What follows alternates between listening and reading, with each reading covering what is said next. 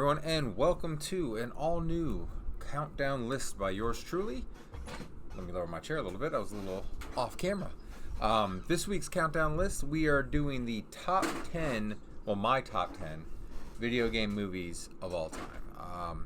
Criteria, again, for my countdown is just stuff that entertains me. Sometimes that stuff is good.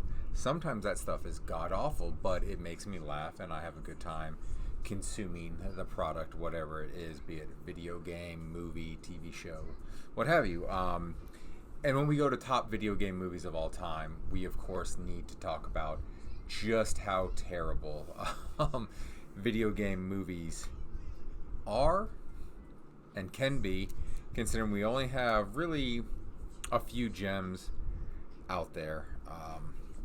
So without further ado, let's get into the list right now. Kicking this list off at number 10. I was a little too old when I went to go see this movie, but I grew up with this franchise, playing it on the Game Boy and did the Game Boy Advance. I was in high school and I could legally drive then, so I was at least 16, maybe 17.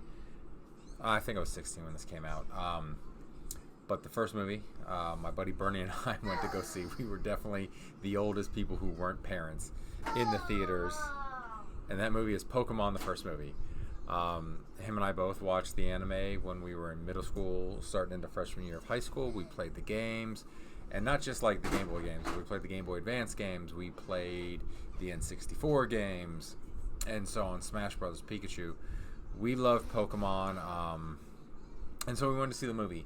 Movie's kind of terrible. It's got a nonsensical plot because it was supposed to be a plot point carried over from the anime, but because of scheduling and because of that whole seizure episode that happened in Japan, the plot thread that was the movie was going to pull from with Mewtwo, that episode ended up getting cut from production. So there was supposed to be this whole big connecting thing. I believe I learned that from Did You Know Gaming.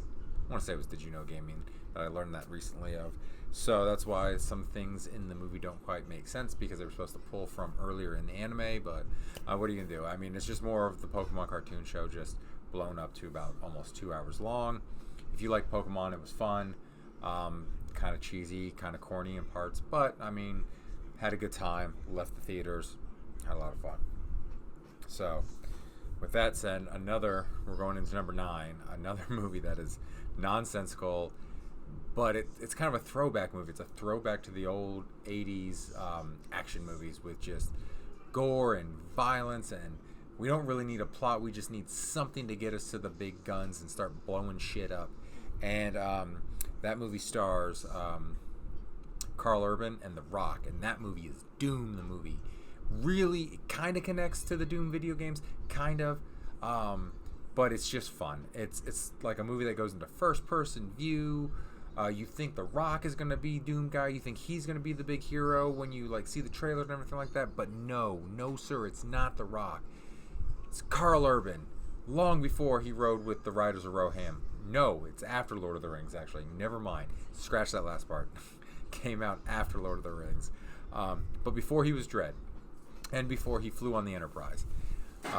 And before he was in The Boys. And Bowie's slamming wrestlers in the background playing with his wrestler figures. But no, it's a throwback. It's not a very good movie. It's a fun movie. If you turn your brain off, I mean, it does tell a coherent story. There's a beginning, middle, and an end, and things that happen in the beginning of the movie come back to the end of the movie. So I mean, it does kind of make sense. So I mean, it is one of those things. Oh no! My TV just went on for no reason. It's going on again. I've got Premiere 2 on in the background. I thought I had it muted, but apparently I had it paused. And so the TV just did some weird stuff. Sorry about that. But yeah, so Doom, it's just a fun movie. I have a lot of fun watching it. I still watch it to this day if it comes on TV, or if I just really want to watch a cheesy movie. In fact, before the new Doom game comes out to the Dark Ages, I'll probably screen that again and just have fun. Maybe I'll do a commentary track, post it up on the YouTube page.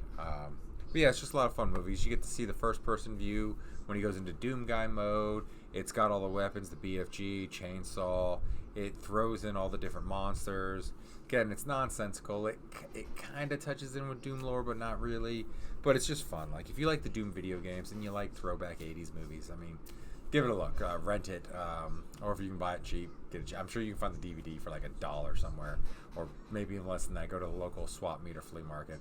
I'm sure someone's got 30 copies of it that you can pick up very, very inexpensively. Also, side note, I own this on HD DVD with my that I played on my Xbox with the little expansion HD DVD player.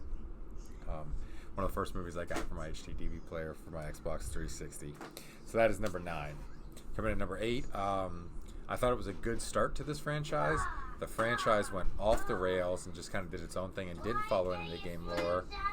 But I thought this one had a good kind of like its own self-contained story that could, run parallel to the games if need be. But then they just go off the rails after the first one. But the first one I thought was good, and that was Resident Evil.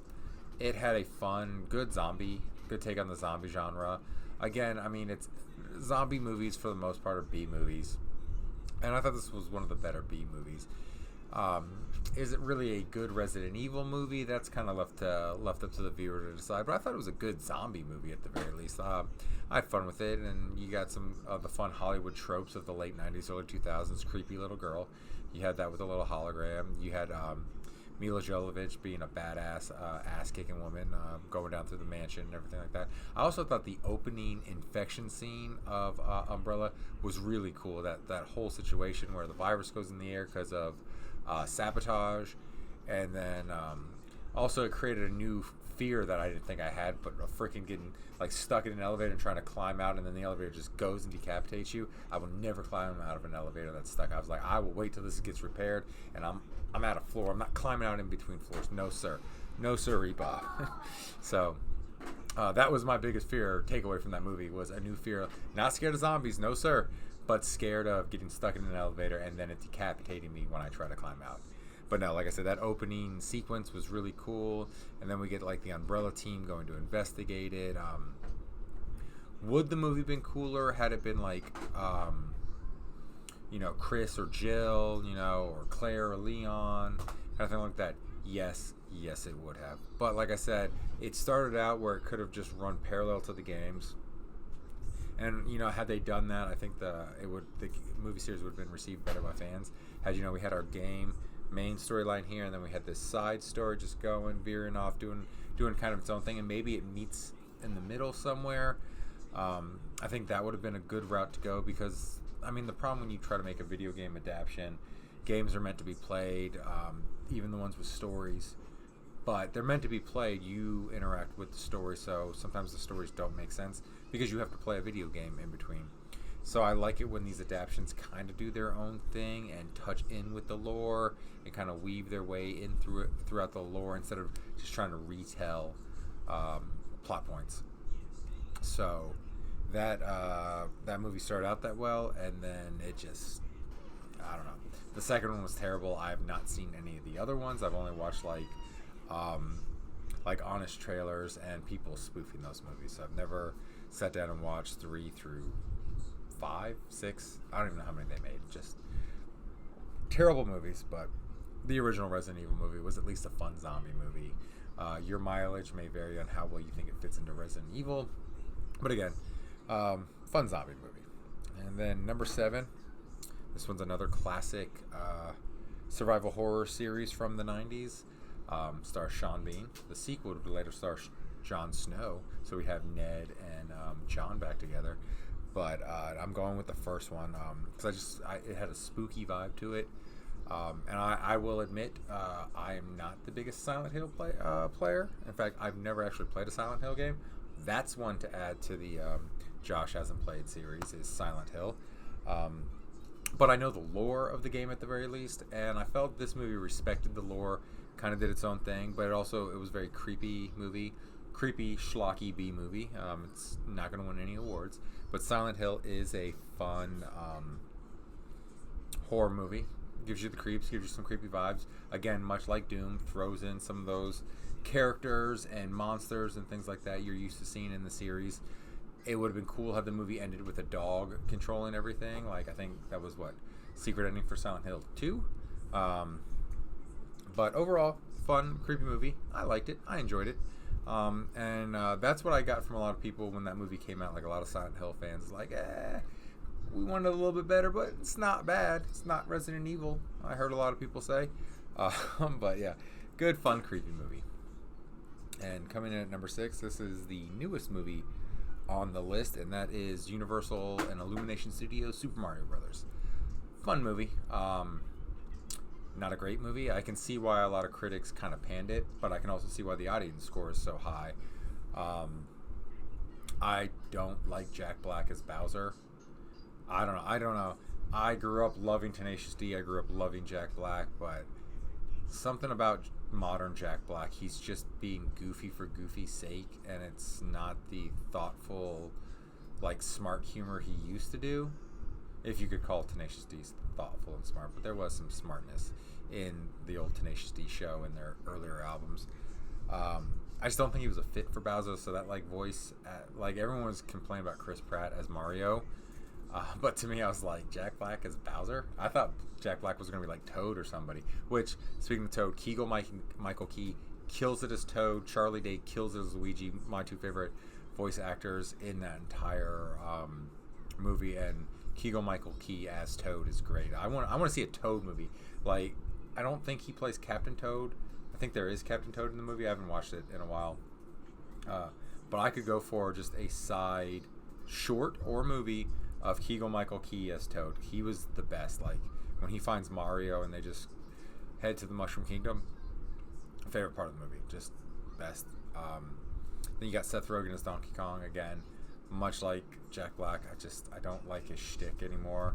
I used to kind of like Seth Rogen, his older movies, but I don't know. Him as Donkey Kong, I felt they could have cast. I don't know. I was thinking someone with a deeper voice would be a better Donkey Kong. Just a booming, carrying voice. I mean, you can pick any actor who can do that kind of thing. But that's just kind of how I always picked Donkey Kong sounding. But I know they were just going for popular people, which is why we got Chris Pratt as Mario, which wasn't terrible. Because I think everyone kind of pictures Mario like Matinee's voice with that "It's-a me, Mario," kind of like this almost stereotypical Italian. To me, it's always going to be Captain Lou Albano. That's what I hear when I want to hear Mario's voice. At least it's something that's not a video game where he's actually talking. That Captain Lou Albano from the Super Mario show back in the day. Of course, R.I.P. Captain Lou Albano. He died a few years ago, so obviously he couldn't play that role. But kind of like that Brooklyn, like a thick Brooklyn. Doesn't even have to be a thick Brooklyn Italian accent, but a thick Brooklyn accent. That's kind of how I picture Mario talking, and I think that would have paired well with Charlie Day. As far as Brooklyn actors go, I can't really think of any off the top of my head. But yeah, so somebody with a Brooklyn accent I think would have been a better choice. The actress who played Peach, I thought she killed it. She's not someone who I really who's well known to me, I should say. I can picture what she looks like from the red carpet, but I don't really know the actress, so sorry that I don't have her name. But she did a good job as Peach's voice. Like I said, Keegan-Michael Key was the star of that movie for me, but the second star was the little blue star. I know those are from Galaxy. I can't remember what they're called. Mario Galaxy is going to be on. Josh hasn't played. It's one of the few 3D Mario games just one of the few Mario games in general I haven't played. And I explained that on a different video, so I can't remember the video, so I can't say go find it. But it's a newer video, so it's not going to be too hard to find. But that blue star just being so nihilistic, it was freaking hilarious. That little star was great in there. But it's a fun movie. My youngest Bowie loves it. Right, Bowie? You like the Super Mario movie?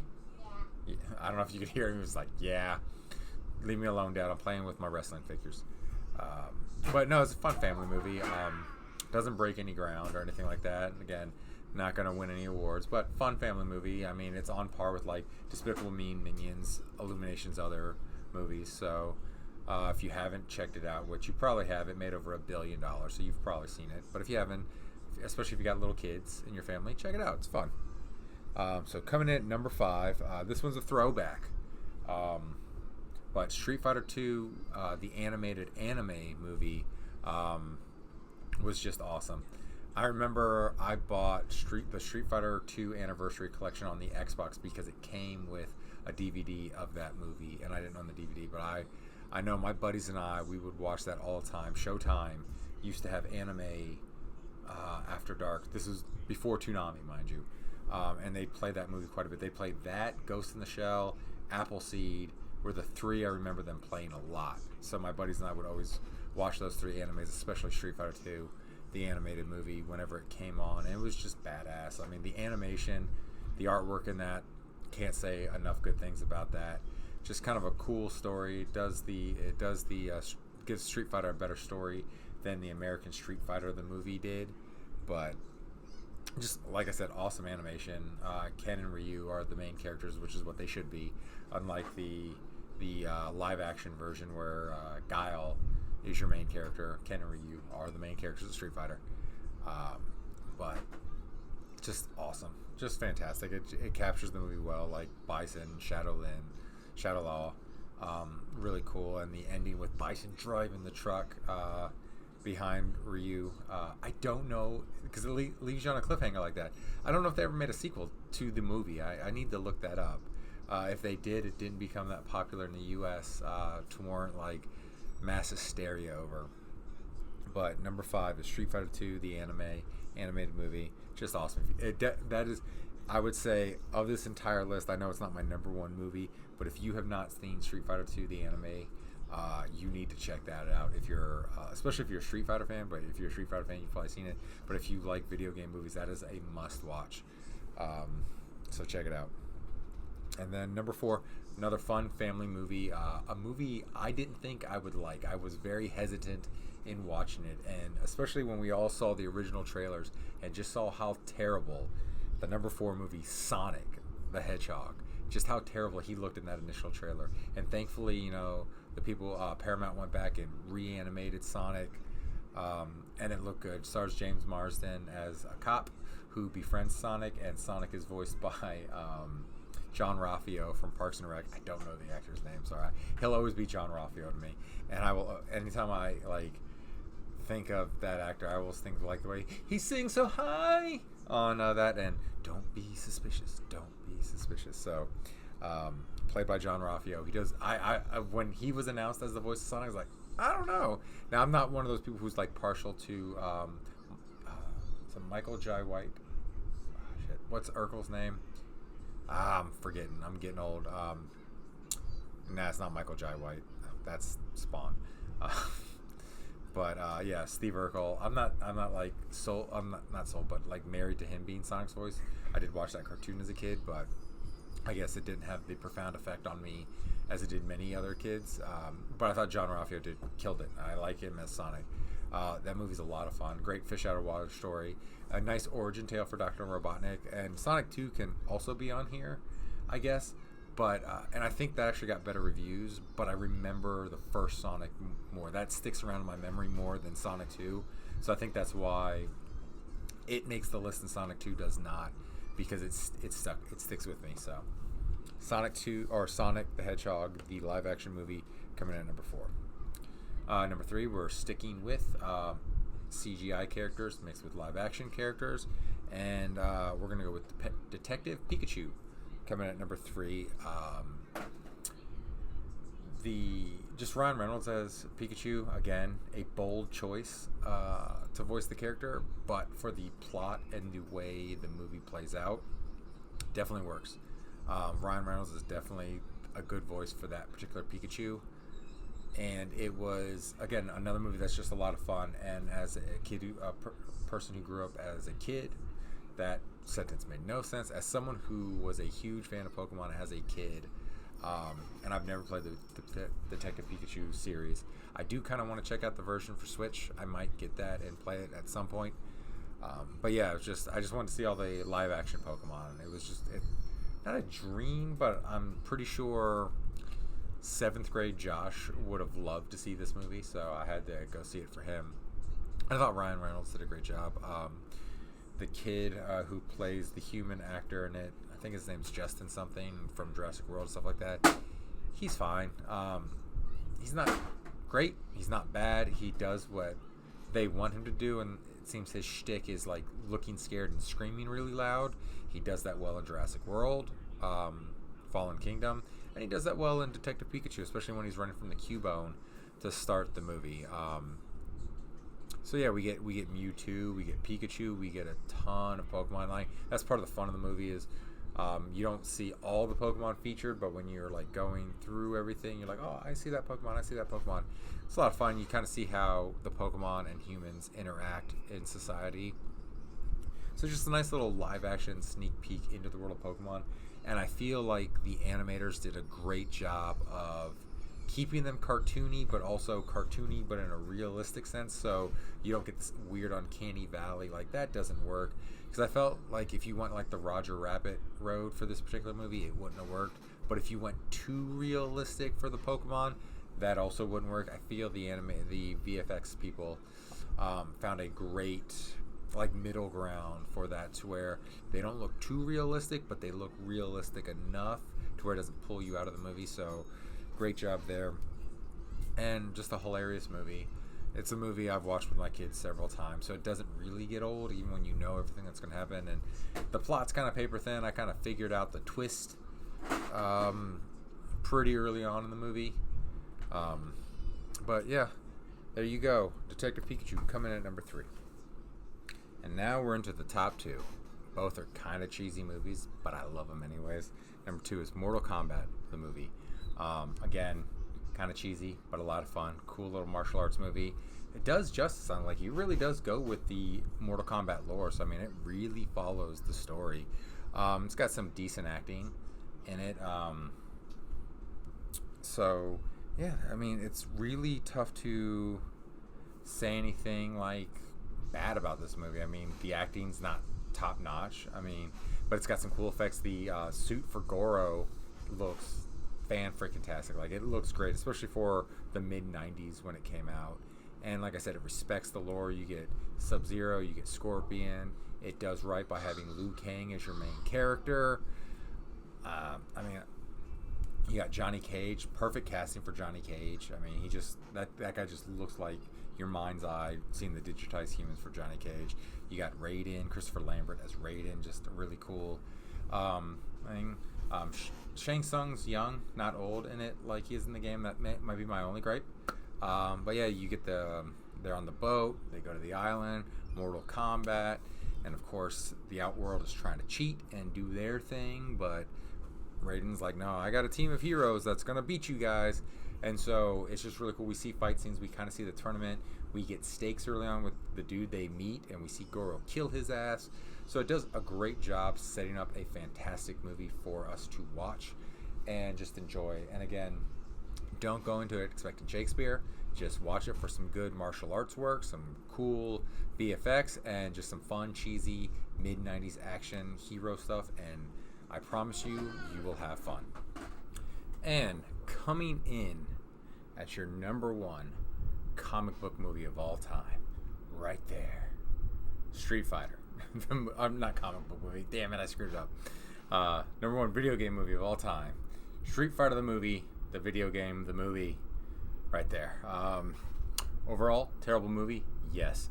Jean-Claude Van Damme playing Guile, horrible casting decision, damn right. Ryu and Ken being arms dealers, dumb, very. Raul Julia as M. Bison, chef's kiss. That's what makes that movie fun, is Raul Julia. If it wasn't for him, that movie would just be a train wreck of god-awfulness. But Raul Julia just makes that movie so much fun. Just a blast. I can't express like just how much fun that movie is because of Raul Julia. And like just like a little story, like the movie, I don't know if it debuted on Christmas Day in like 1995, 94. But that's when I went to see it. It's Christmas Day. You know, you open all the gifts, everything like that. This was like one of the few Christmases where we didn't go to a family house. Family didn't come see us. So it was like midday, my mom and dad just dropped us off at the movies, and that's what was playing right there, Street Fighter the movie. I do love how it's real battle on film. But that's the Japanese version. I don't know if that's what the American version is, though. I do like how all that on the Japanese version is in English. Jean-Claude Van Damme as Colonel Guile. The whole game or the whole movie is just bad. It's just bad, but it's schlocky B movie drive-in, something you'd watch on like USA or TNT at like 2 in the morning when you're like staying up super late playing video games with your friends. It's just, again, fun. Like, I own the movie on Blu-ray and digital, and periodically, if I just want a good laugh, just a good smile, I will throw it on and just have fun with it. I mean, that's what movies are supposed to be. They're supposed to be fun, and that movie is fun in a very terrible way, but I still love it. It does harken back to just those terrible 80s movies, 70s movies, those just drive-in movies. But, I mean, Raul Julia, he, much like Frank Langella with He-Man, he took the role of M. Bison because his kids love the video game. So, and he knew it was going to be, well, I don't know if he knew it was going to be his last role, but he knew it was going to be one of his last roles because he was dying from stomach cancer. And so he wanted to go out in a movie that he knew his kids were going to love. So he did Street Fighter. I mean, it's heartwarming and everything like that. And he knew exactly what kind of movie this was. And he chose the scenery like no one's business. Like, just, if he would have only done this and the Addams Family movies, I would have just been like, Lifetime Achievement Award for this man. 3 fantastic performances where he's just chewing scenery and just giving it his all. And that's why I love this movie. And, yeah. I mean, I can't really say many good things about the rest of the movie because it's pretty bad. But Raul Julia's Guile, and of course, like, one of the most quoted lines, maybe in movie history, especially for, like, a quoted line that probably most people don't know where it comes from, is like, to you, when Bison came to your city, it was the greatest moment of your life. To me, it was a Tuesday. And just, you just hear so many people just say whatever and those, to me, it was a Tuesday. They probably have no idea where that comes from. But it comes from this movie, and it comes from the mouth of Raul Julia, and chef's kiss again. 2 chef's kiss for this movie. That's the kind of rating system I'm going to give for this movie. 2 chef's kiss. Yeah, it's just it's wonderful. It's wonderful. Like, it's just wonderfully bad. But Raul Julia is just wonderful, and it's just a treasure. And it is sad that it was his last movie because who knows what kind of like just schlock he could have been in, just for the hell of it. After this, and just cheesed it up just like he did in this, and like I said, like he did in Addams Family. Just fantastic job by Raul Julia, which makes this movie and why I own the video game, which I've played once, and it's terrible. It's so fun to me that it's not made by Capcom, they just published it. But it's like they took the digitized movie version, like what Mortal Kombat did, to make a Street Fighter game, and it just plays like shit.